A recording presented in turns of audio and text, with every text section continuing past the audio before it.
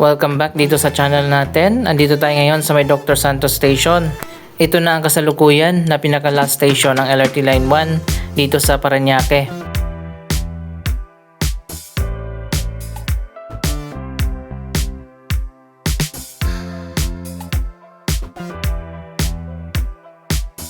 May creek dito sa tabi ng station na ginagawan ngayon ng flood control project.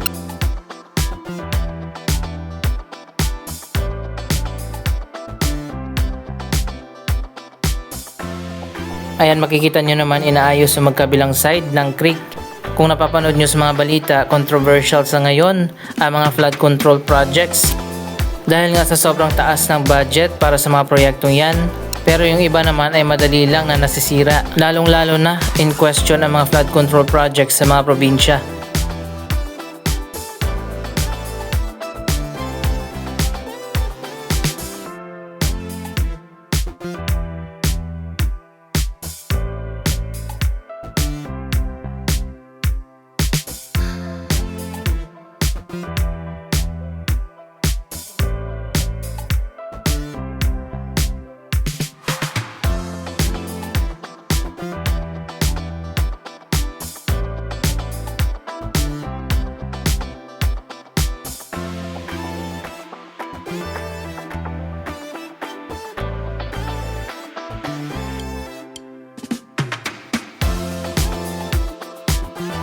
Masarap talaga sumakay pag sa dulo ng mga train station. Unang-una, makakapili ka kung saan ka upo at pwede ka pang matulog lalong-lalo na kapag malayo pa yung bababaan mo.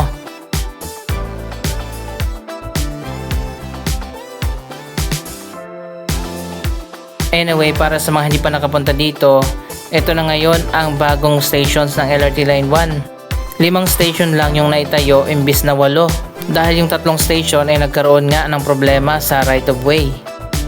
Ito ay bahagi ng Cavite Extension Project ng LRT Line 1. Ang 5 bagong station ay Redemptor Station, Mia Station, Asia World Station na konektado sa PITX Terminal, Ninoy Aquino Avenue Station at ang Dr. Santos Avenue Station.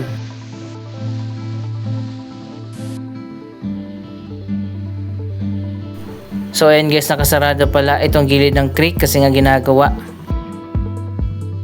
3 pa sanang istasyon ang itatayo sa Las Piñas, sa Pote at sa Niyog, Bacoor, Cavite. At ayon pa sa latest update, magiging 4 na ang itatayo pa na station. Pinagbigyan ng Department of Transportation ang request ng local government ng Bacoor na magtayo ng isa pang station sa Talaba. Kaya naman magiging 4 na ang itatayo na bagong station sa susunod na mga taon.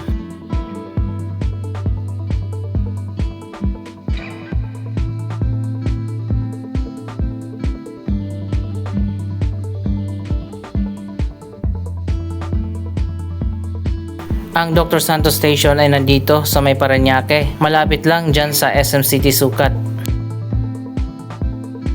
May terminal din ay pinatayo malapit dito sa train station.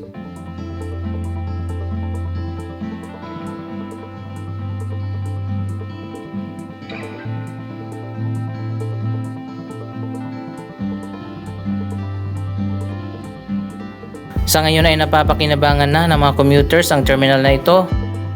Pwede nang sumakay dito ng motorcycle for hire, may modern jeepney, traditional jeepney, at pwede rin magparking dito ang mga private vehicles.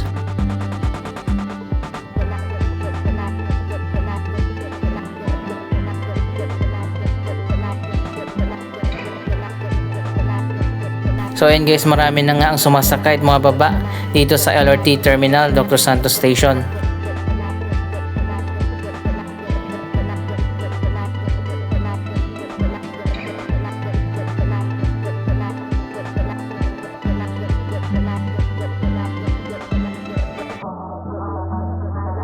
Malawak kasi itong area na tinayuan ng train station at meron pang bakante sa paligid nito.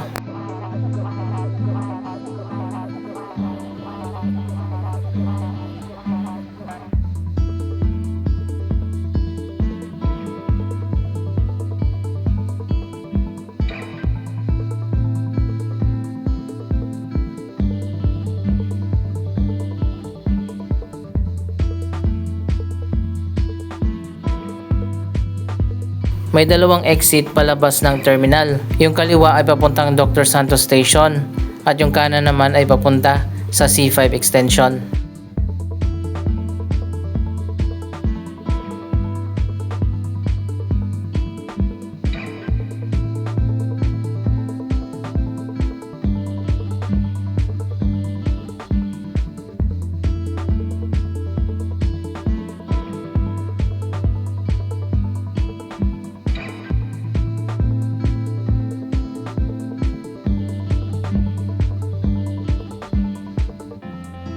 So ayan guys, dito tayo sa may Dr. Santos Avenue lalabas papunta ng SM Sukat. Tapos mamaya pagbalik natin doon naman tayo dadaan sa C5 extension.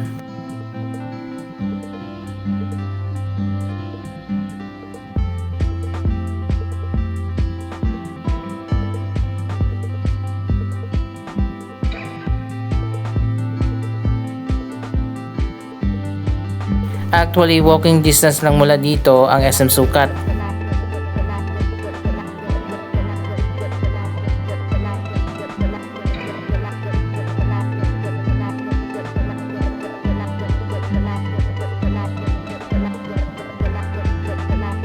Paglabas lang natin dito sa highway ay nasa SM na tayo.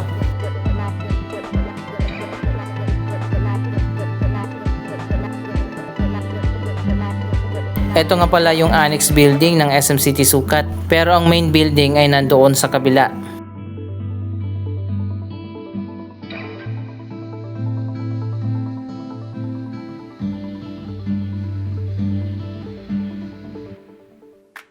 Nagkaroon ng expansion ng SM Sukat ilang taon na nakaraan. Yung bakanting lote dito sa kabilang side ang nabili nila. At sa gitna nito dumadaan yung ramp ng C5 extension. Kaya naman ang ginawa nila, nilagyan na lang ng elevated walkway na nagko-connect sa dalawang building ng SM. Parang SM Bikutan din.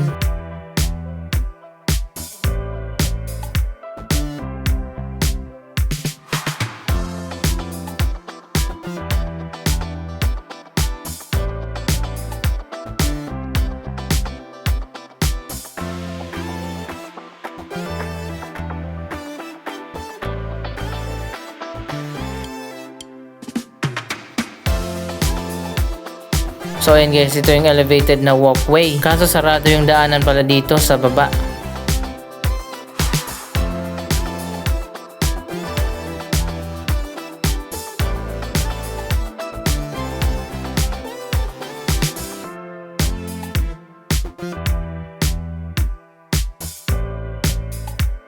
Kailangan pa nating pumasok dito sa loob ng mall para makatawid tayo dun sa kabila, sa main mall.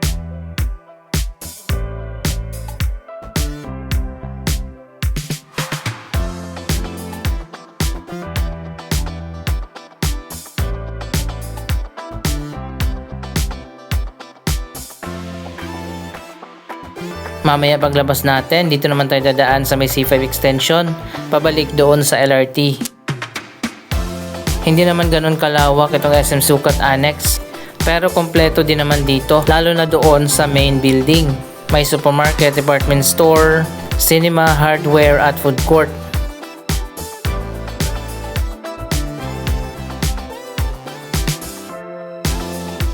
Nandito sa annex yung ibang mga stores, mga restaurant at mga cafe.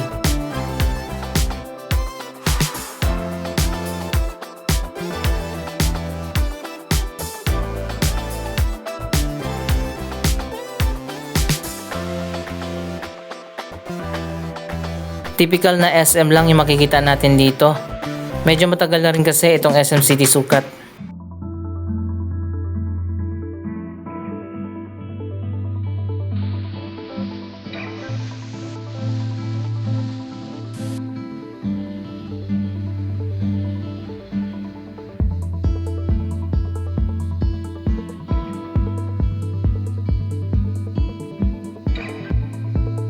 Dito sa second floor yung daanan natin, patawid doon sa kabila sa main mall.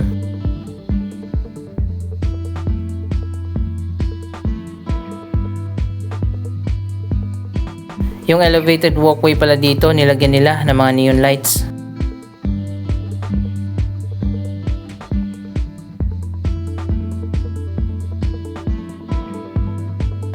So ayan, nandito na tayo sa main mall.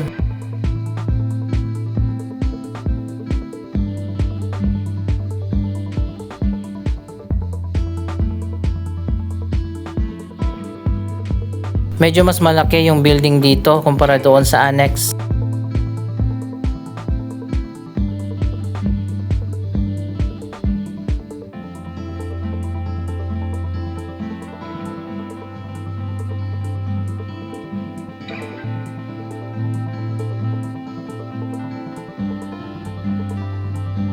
Ganon din, nasa 3 levels lang ang mall dito.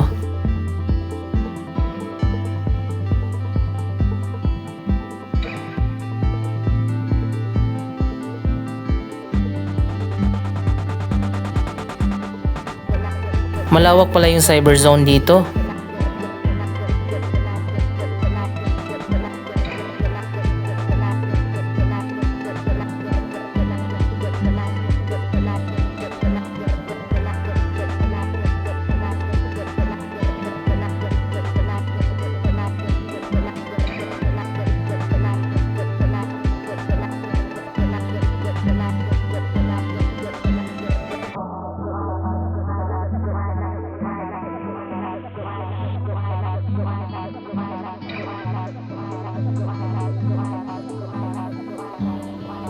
Nandito sa main building yung karamihan sa mga importante na makikita natin sa isang mall. Ang supermarket nga at department store, food court, cinema at cyber zone.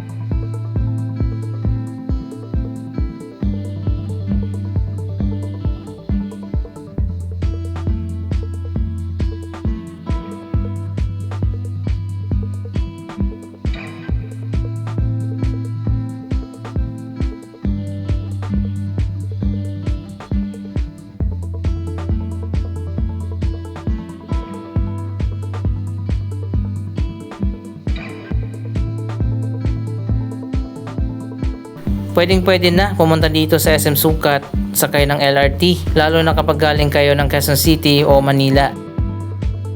Sa darating na mga taon, kapag naitayo na yung 4 na bagong station ng LRT, pwede na tayong sumakay hanggang sa Bacoor, Cavite.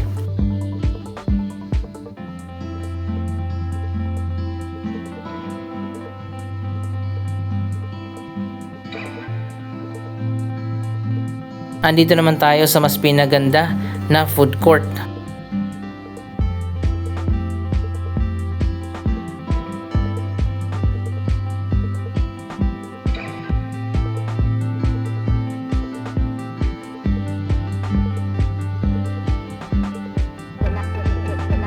Malawak din pala yung food court dito at napakaganda ng interior design.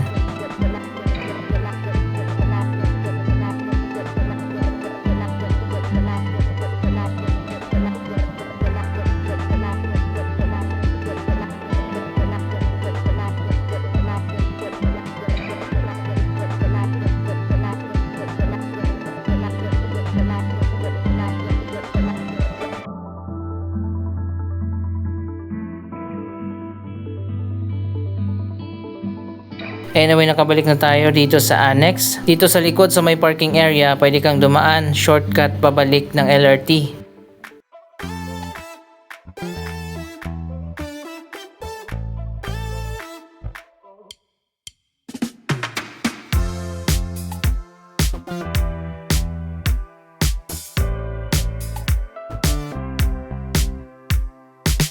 Ayan, nakabalik na tayo dito sa LRT terminal.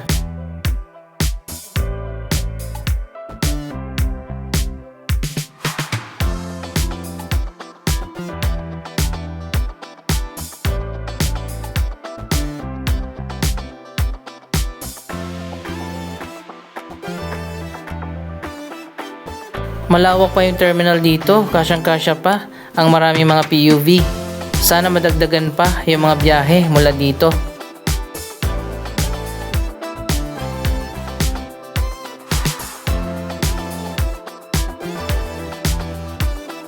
Anyway, anong masasabi nyo sa transformation ng lugar na ito? At sa 4 pa na bagong station ng LRT Line 1 ay tatayo sa mga susunod na taon?